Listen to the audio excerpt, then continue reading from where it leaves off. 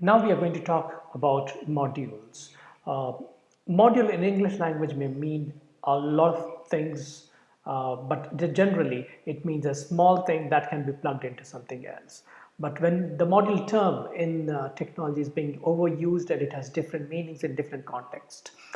In Angular, it derives it similar meaning as it is in English language. That means it's some kind of a block which has certain functionalities which can be reused. So it is similar to a function. You write a function so that it has a set of functionalities that can be reused. But the advantage here is, unlike a function which goes only within a program, you can actually package a module and it can be reused by different programs altogether.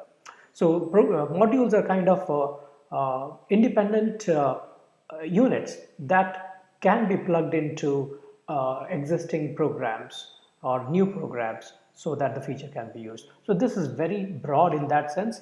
You can watch a funny video about modules if you search on Google for why men and women think differently. This guy actually talks about modules and boxes. So in Angular, we have this feature of modules. Let's go ahead and see how Angular uses modules, like in Angular context. Module is a container that can have different parts of your app, your application. It can have a controller module, you can have a service module, you can have a filter module, or the directives module. We'll understand these things in terms of Angular. Okay. Now to create a module, we need to just call angular.module. That means, just like you use a variable name, var variable name is assigned function name, right? So similarly, now you're assigning this module to a name or to a variable, and now you're using Angular function which comes in your angular.js file that include using the script tag. So in that we have a function named Angular, and we can now include angular.module to create a module. The first parameter that you see is the name of that module that you're going to create, right? And then these empty square brackets that you see are its dependency. So a module can be dependent on other modules. So this module probably can be dependent upon, your app, some module, or another, like third app, something like this. So a module in turn can be dependent on several other modules.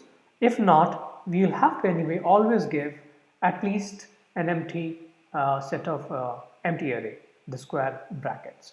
Let's look at an example. In my code, I have example 4b, and then we'll go back to 4a after some time. But right now, to understand the module, have a look at the example 4b. Till body, we are just including this angular.js file. Now, in line number 6, I have ng app, and now you see that I'm giving a name to my app. Okay, that means we'll have to define this name sometime later. As I'm highlighting it, you can see that on line number 11 it is being used, but we'll go there slowly.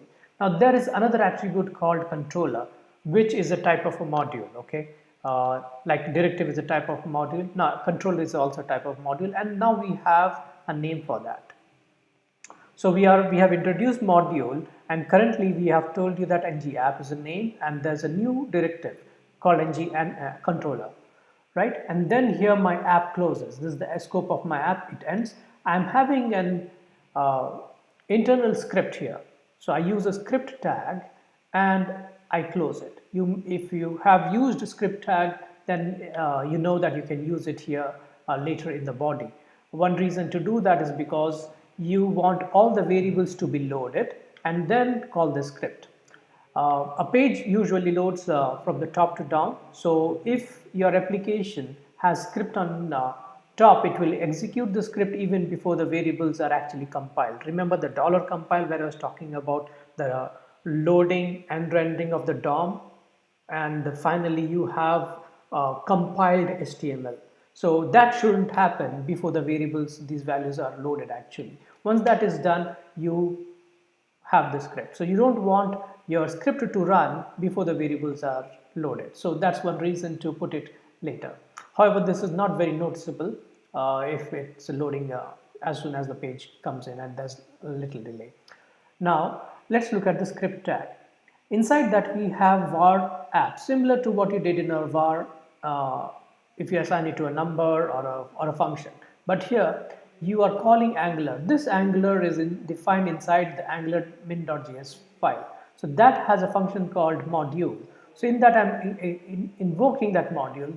The requirement is I should pass two parameters. The first one should be a string which makes the name of the module. Now this module can be used here inside your div.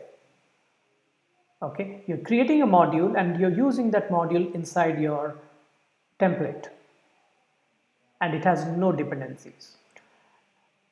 A controller is always associated with a module. You can make a control associated with a module. So we have this app, the same app that you declared here.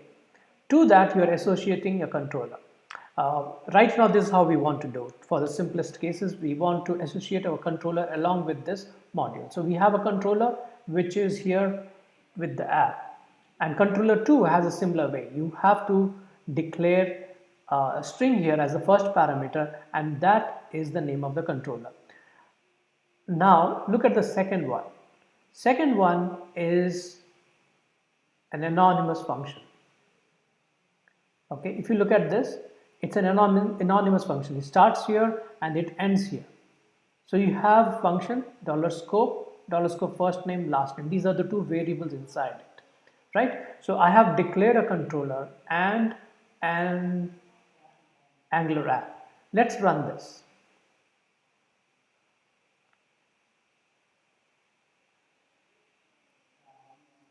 Okay, nothing great. You just get the first name and last name here.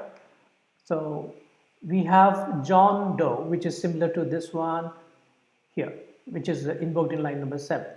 It would have been simply done with an initialization, but now we are trying to make controller. That means slowly we can take this out of our HTML. We are not initializing it here, and then we can also pull the script into an external script and manage all the logical flow of this HTML template in an external file. So we just saw how to declare Angular application and the controller.